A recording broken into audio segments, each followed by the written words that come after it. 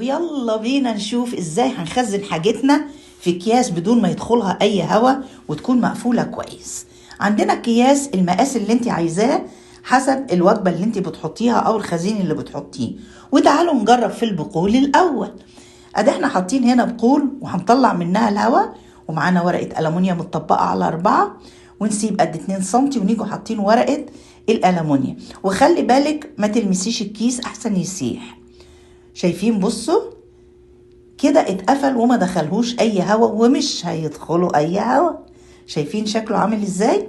وتعالوا برضو نجربه في الخضار اللي بتخزنيه من السنة للسنة، ان كان طماطم بسلة خرشوف اي حاجة، وبنفس الطريقة بالمكوى برضو. شايفين؟ والكيس ما فيهوش هواء وانت بتكوي بتضغطي عليه تطلعي كل الهواء اللي فيه. شايفين الشكل؟ ما بيتفتحش خالص اهو. وادي البقول وادي الخضار.